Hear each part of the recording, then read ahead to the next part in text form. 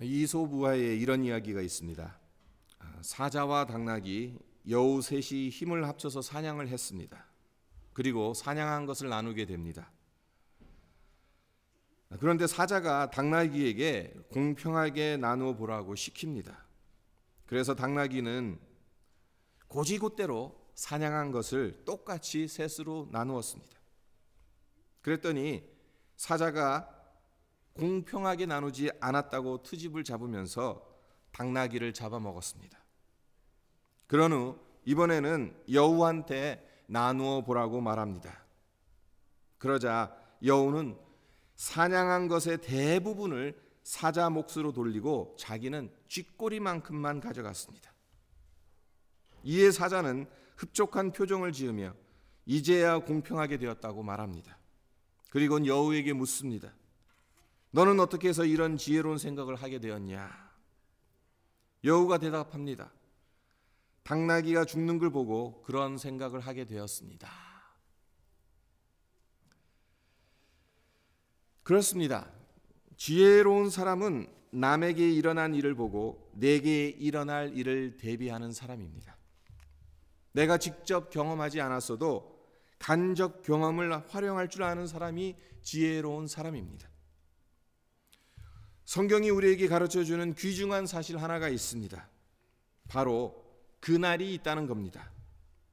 성경에서 그날이라는 단어가 처음 등장하는 곳이 창세기 7장 11절입니다. 노아가 600세 되던 해 2월 그달 17일이라 그날에 큰 기품의 샘들이 터지며 하늘 창들이 열려. 여기서 그날이 가리키는 것은 하나님께서 홍수로 세상을 심판하시는 날이지요. 그리고 마가복음 13장 19절에서 예수님은 그날들은 환난의 날이 되었습니다. 하나님의 창조하신 창조부터 지금까지 이런 환난이 없었고 후에도 없으리라고 말씀하시는데 예수님께서 재림하셔서 심판하실 종말의 날을 가리키고 있는 것입니다. 그날을 경험한 사람 우리 중엔 아무도 없습니다. 하지만 성경은 그날이 있다는 것을 분명히 가르쳐주고 있습니다. 따라서 우리는 이솝우화의 여우처럼 지혜로워야 합니다. 내게 일어날 일로 여기면서 대비해야 합니다. 오늘 함께 읽은 본문 말씀 역시 종말의 날을 말하고 있는데요. 다가오는 그날, 종말의 날을 바라보면서 오늘이라는 시간을 구체적으로 어떻게 살아야 하는지 우리가 깨달아야 하고 준비해야 할 영적 교훈이 무엇인지 오늘 본문 말씀을 통해서 살펴보고자 합니다. 주님의 날을 바라보면서 어떻게 살아야 하느냐? 베드로 사도가 권면하는 것이 첫째, 기도하라는 겁니다. 그리고 둘째, 사랑하라는 겁니다. 먼저 7절을 보세요. 만물의 마지막이 가까워왔으니 그러므로 너희는 정신을 차리고 근신하여 기도하라. 기도하라. 베드로는 왜 마지막 날을 앞에 두고 기도하라고 말하는 것이겠습니까? 성도 여러분, 마지막 날을 생각할 때 제일 먼저 드는 느낌이 어떤 느낌입니까? 당혹스러움, 혼란, 불안이지 않겠습니까? 인생의 마지막이든 세상의 마지막이든 마지막은 그 이유가 없다는 것을 의미하기 때문에 두려워할 수밖에 없고 혼란스러울 수밖에 없고 불안할 수밖에 없습니다. 하지만 이런 모습들은 하나님께서 원하시는 모습들이 아닙니다. 만물의 마지막이 왜 와야 하는지 알아야 하고 대비하는 것이 하나님이 원하시는 것입니다. 그러기 위해선 무엇이 필요합니까? 기도해야 되겠지요. 그런데 오늘 본문을 보게 되면 베드로가 그냥 기도하라고 말하고 있지 않습니다. 정신을 차리고 근신하여 기도하라고 말하고 있습니다. 정신을 차리라는 것, 근신하라는 것, 이것이 의미하는 바가 무엇이겠습니까? 한 성경학자가 정신을 차리라는 것을 다음과 같이 정의했습니다. 정신을 차리라는 말은 무엇이 가장 중요한지, 무엇이 중요하지 않은지를 분별하는 것이다. 위기나 어려움이 다가올 때 우리는 대부분 당황하기 쉽습니다. 정신줄을 놓기 쉬워요. 그래서 무엇이 중요하고 무엇이 중요하지 않는지를 구분한다는 것이 쉽지 않습니다. 어떤 일을 먼저 해야 할지 갈피를 잡지 못합니다. 그렇기 때문에 평상시에 이에 대한 대비를 하고 있지 않으면 안 됩니다. 평상시에 대비하고 있지 않은 상태에서 갑작스럽게 그러한 일들이 닥쳐오게 되면 우리는 당황할 수밖에 없어요. 그렇기 때문에 정신을 차리라는 말은 무엇이 가장 중요한지 무엇이 중요하지 않는지를 분별한다는 겁니다. 예를 하나 들어볼까요? 제가 아는 목사님 중 한 분이 캘리포니아 오렌지 카운티에서 교회를 개척하고 계시는데 사모님이 얼마 전에 뇌출혈로 병원에 긴급 후송되었습니다. 개척하면서 심신이 많이 지쳐 있었던 거죠. 스트레스를 많이 받았던 거죠. 예배 중에 사모님이 갑자기 쓰러지셨어요. 다행히 성도들 중에 간호사가 계셔서 응급 조치를 신속하게 하고 911에 연락을 취해서 골든타임을 놓치지 않았습니다. 비록 1년 동안 재활을 하셔야 하지만 만약 그때 어떻게 해야 할지를 모른 채 발만 동동 구르고 골든타임을 놓쳐버렸다면 생명이 위태로울 수도 있었던 겁니다. 이와 같이 1분 1초 경각을 다투는 상황에서 무엇을 가장 먼저 해야 하는지를 알고 행하는 것은 너무나도 중요하다는 겁니다. 이것이 정신 차리라는 의미예요. 평상시에 준비되어 있지 않으면 평상시에 우리가 무엇이 중요한지 그것을 대비하지 않고 연습하지 않고 훈련하지 않으면 급작스럽게 찾아왔을 때 우리는 당황할 수밖에 없어요. 평상시 오늘이 나의 인생의 마지막이다. 오늘 예수님이 오실 수도 있다. 그것을 생각하고 그러면 내가 무엇을 준비해야 되냐? 무엇을 해야 되느냐? 이 순간 내가 해야 되는 것이 무엇이냐? 그것을 항상 생각하고 그것을 준비할 수 있어야 된다는 거예요. 만물의 마지막이 가까이 왔으니 그때를 대비하기 위해서 우리는 정신을 차려야 합니다. 가장 중요한 것이 무엇인지 지금부터 분별할 수 있어야 한다는 겁니다. 바쁘게 살아가다 보면 우리가 바쁘다고 생각하는 그 일이 가장 중요한 일이 아닐 수도 있어요. 참 어렵습니다. 지금 여러 가지 일이 있어요. 근데 급한 일이 중요합니까? 중요한 일이 중요합니까? 근데 자칫 잘못하면 급한 일을 하다가 중요한 일을 소홀히 여길 수 있다는 사실입니다. 바쁘다는 이유로 정말 중요한 것을 놓쳐버리는 우를 범할 수 있다는 사실입니다. 늘 우리는 이것을 명심해야 돼요. 바쁘다는 이유로 정말 중요한 것을 놓쳐버리는 우를 범해서는 안 되는 것입니다. 그리고 사도 베드로가 근신하라고 말하고 있죠. 근신하라는 말은 자기 마음을 잘 다스리라는 의미입니다. 우리 인생이 하고 싶다고 다 할 수 있는 겁니까? 내 마음 내키는 대로 할 수 있습니까? 아닙니다. 내가 할 수 있다고 내 마음 내키는 대로 다 하는 게 아닙니다. 이 시대의 풍조는 하고 싶은 것이 있으면 남 눈치 보지 말고 하라는 겁니다. 자기 욕망을 억누르지 말고 마음껏 발산시키라고 우리를 부추기고 있습니다. 하지만 그 유혹에 넘어가서는 안 돼요. 하고 싶은 것이 있어도 할 수 있는 것이 있어도 주님이 하지 말라고 말씀하시면 하지 말아야 합니다. 내 마음을 주님의 말씀으로 다스려야 합니다. 이것이 근신하라는 의미예요. 이와 같이 정신을 차리고 근신하여 기도의 자리로 나아가는 것, 이것이 종말을 준비하는 성도의 삶이어야 하는 것입니다. 네, 아무리 강조해도 지나치지 않는 것이 기도입니다. 성도에게 있어 기도는 말씀과 더불어 생명줄이기 때문에 기도를 소홀히 해서는 안 됩니다. 그러므로 자꾸 내 경험 의지하려고 하지 마세요. 자꾸 잔머리 굴리려고 하지 마세요.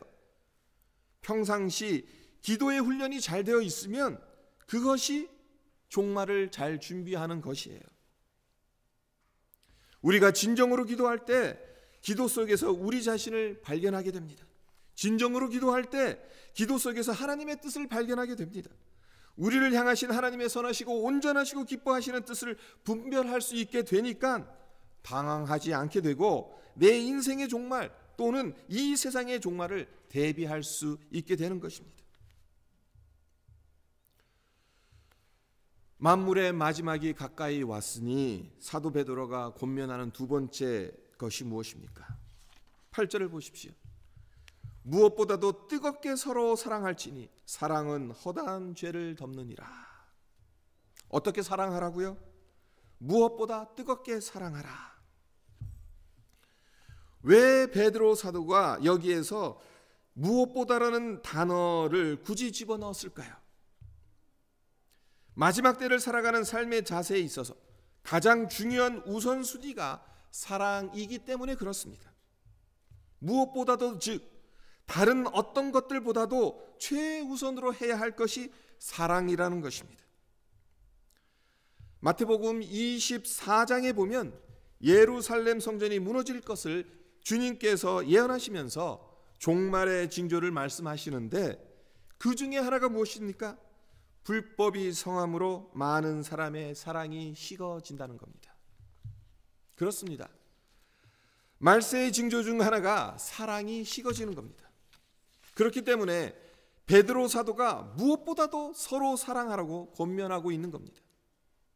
그리고 뜨겁게 사랑하라고 말하고 있죠. 여기서 뜨겁게라는 단어는 헬라어 원문으로 보게 되면 경주하는 자가 마지막 꼬린 지점을 향해 젖먹던 힘을 다해 뛰어가는 모습을 묘사할 때 사용하는 단어예요. 선수가 마지막 꼬린 지점에 가까이 왔을 때 이제 다 왔네. 그러니까 그래 천천히 달리자. 그런 선수들이 있습니까? 만약에 그렇다면은 자칫 잘못하다간 뒤에서 쫓아오던 선수에게 추월당할 수 있습니다. 그러면 얼마나 억울하겠습니까? 이제껏 잘 달려왔는데 마지막 순간에 추월당해서 우승을 놓치게 된다면 얼마나 허무하겠습니까? 그렇기 때문에 골인 지점에서는 모든 힘을 쏟아부어야 하는 거예요.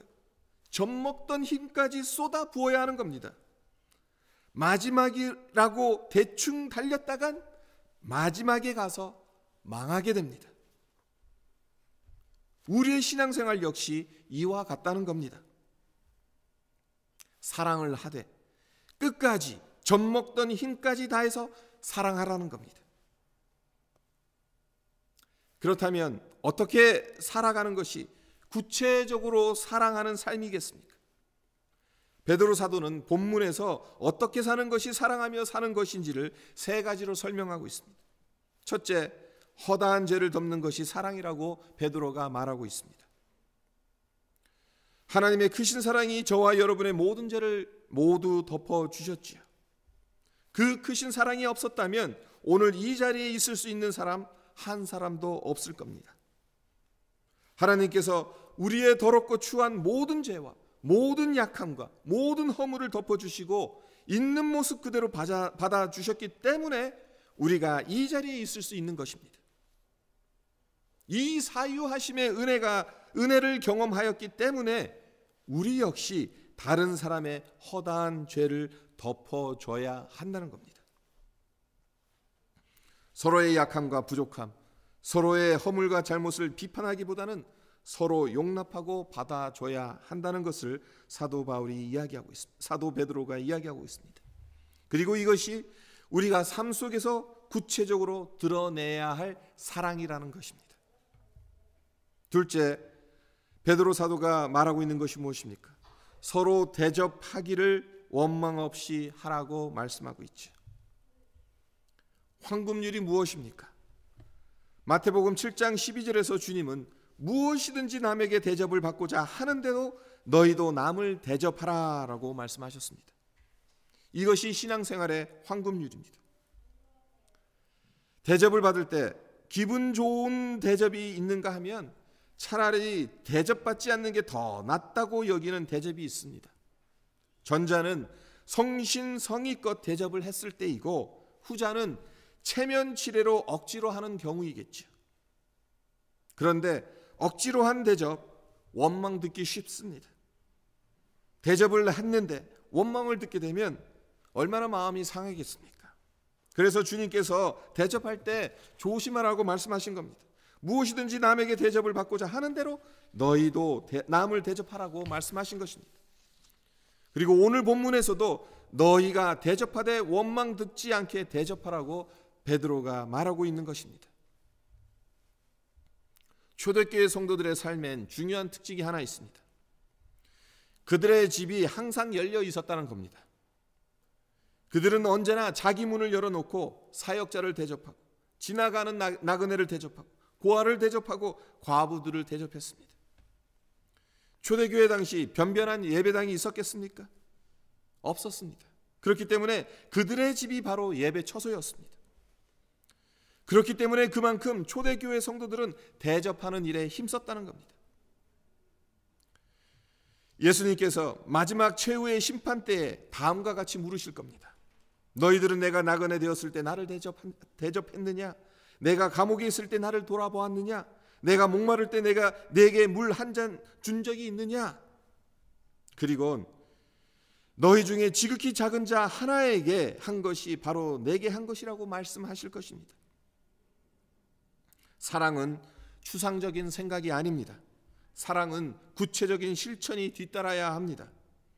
성경은 대접하라고 말씀합니다.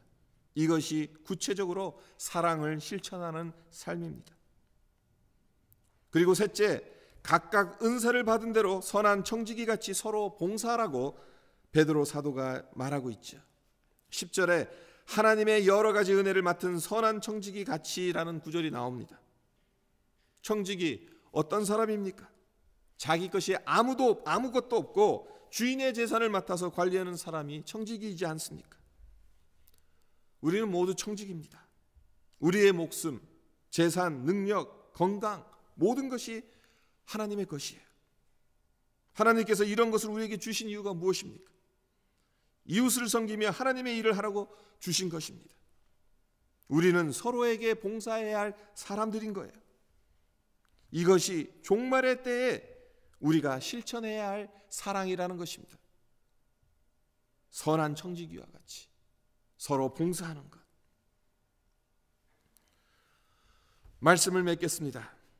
그때가 언제인지는 몰라도 언젠가는 종말이 올 것입니다. 우리의 호흡이 끊어지는 개인적인 종말이 먼저 올지 아니면 이 세상의 종말이 먼저 올지 우리는 알 수 없지만 확실한 건 둘 중에 하나 우리가 분명하게 맞이하게 된다는 것입니다. 따라서 지혜로운 자가 되어서 그 날을 준비하는 우리 모두가 되어야 하겠습니다. 정신을 차리고 근신하여 기도해야 하겠습니다. 무엇보다 허다한 죄를 덮어주며 원망 없이 대접하며 선한 청지기 같이 봉사함으로 뜨겁게 서로 사랑하는 복된 교회, 복된 성도들이 되어야 하지 않겠습니까? 이렇게 우리 자신을 준비하여서 언제 우리 주님께서 재림하시더라도 기쁨으로 맞이하는 우리 모두가 되기를 주님의 이름으로 축원드립니다.